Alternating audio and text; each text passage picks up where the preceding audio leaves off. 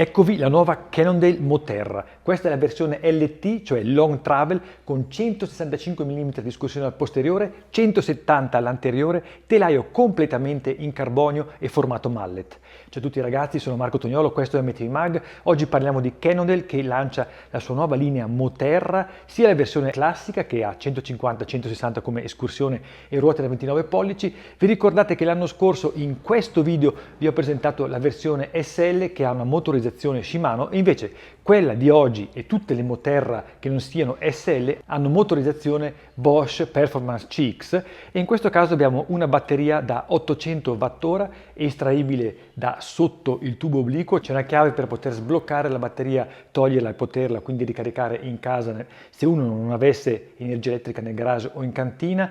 Inoltre questa Moterra ha l'ammortizzatore a molla, come vedete qui, ha una forcella 38 all'anteriore, inoltre è montata con delle gomme veramente da downhill, perché guardate cosa ha sulle nuove Schwalbe Radial in versione downhill, cioè in versione gravity, quindi sono molto pesanti con un grip pazzesco, però ovviamente con un peso rilevante. In ogni caso questa bici in taglia M, come la vedete qui, senza pedali, pesa 24,8 kg. Cannondale è riuscita a ridurre il peso notevolmente grazie al carro posteriore che adesso è in carbonio, invece nella versione precedente ricordo che era in alluminio. Inoltre la cinematica è stata rivista, abbiamo una geometria che non è stravolta, infatti troviamo qua in taglia M un reach di 450 mm, un carro che fra l'altro cresce a seconda della taglia di 446 mm, un angolo sterzo di 64 gradi, un angolo sella di 77 gradi e 4, quindi una geometria moderna sicuramente, anche se per me che sono alto 179 cm ed ho un dislivello sella a movimento centrale di 74 cm, questa M va un po' piccola, io avrei preferito una L. Non troviamo nessun display a manubrio, troviamo invece quello classico sul tubo orizzontale di Bosch che indica quanta batteria ci rimane. Abbiamo inoltre il classico comando remoto wireless sempre di Bosch. Una novità è il tubo sella da 34,9, infatti il reggiseno telescopico è più spesso, cosa che aumenta la rigidità quando uno lo usa tutto esteso. Un'ottima scelta è stata quella di montare lo SRAM 90, quindi SRAM Eagle 90 1x12, è quella senza forcellino ma con il cavetto del cambio meccanico. Fra l'altro questo cambio meccanico, cioè il manettino che si può usare solamente per una scalata su un pignone in salita e un pignone in discesa, quindi andare sul più agile e il più duro, funziona meglio che non il manettino che si trova sulle bici classiche, perché è molto secco e la marcia entra molto decisa, cosa molto importante quando uno gira con l'e-bike con tutta la potenza che sprigiona questo motore. Il sistema di sospensione è un classico giunto Horst, si contraddistingue da quello della Moterra SL, perché la Moterra SL, se vi ricordate bene, aveva il fodero basso che fletteva, ma su bici con questa escursione, soprattutto per questa destinazione d'uso come la Moterra LT, Cannondale ha preferito usare un classico fulcro che si muove senza dover fare affidamento al fodero che si flette. Una novità per me sono i freni TRP con dischi da 220 mm di diametro all'anteriore e 200 al posteriore. Sono freni che non ho provato in precedenza, adesso andremo a provarli insieme su sentiero, ma vi dico anche che ho fatto già discese molto ripide e che funzionano piuttosto bene, anche se non sono così potenti come per esempio i nuovi SRAM Maven. Il passaggio dei cavi avviene purtroppo nella serie sterzo, sapete che a me questa è una cosa che non piace perché la manutenzione diventa più complicata, anche solo cambiare forcella o toglierla per fare la revisione diventa un attimino complicato. Ottima idea quella di aver pensato ad uno skid plate in metallo, vedete che ci sono già dei segni. Per una bici così discesistica è fondamentale proteggere bene il motore dai colpi. In salita la Moterra LT diciamo che va bene per la sua escursione, non è pensata per fare le salite super tecniche, però se si setta bene l'ammortizzatore e si sceglie la taglia giusta, perché ripeto questa M per me è un po' piccola, quindi ho molto fuori sella che mi porta ad essere un attimino troppo indietro sul super ripido. Se si scelgono bene questi parametri arrampica bene, perché comunque ha un ammortizzatore, una sospensione sostenuta, quindi uno non affonda nel sag. Attenzione appunto al sag con l'ammo molla, che dovete scegliere la molla giusta, quindi al momento dell'acquisto fatevi fare il sag dal negoziante, assolutamente. Sul Bosch vi ho detto di tutto di più, è molto facile da dosare, molto pieno, quindi il mio suggerimento è di usare sempre una cadenza piuttosto alta per far fare il lavoro lui. Soprattutto sul tecnico non serve frullare, anzi meno frullate e meglio riuscite a mettere la potenza giù, soprattutto se si hanno delle gomme come queste Schwalbe Radial. Guardate qua questo gradone, per esempio non abbasso la cadenza e vado su semplicemente con la forza del motore, usando il meno possibile le mie gambe. La cosa riesce veramente bene, ci vuole un po' d'abitudine per evitare quell'istinto di frullata che sicuramente avete se siete abituati a pedalare una bici e non solo una e-bike. Adesso qua siamo arrivati in cima alla salita, al famoso crocione del Monte Bar.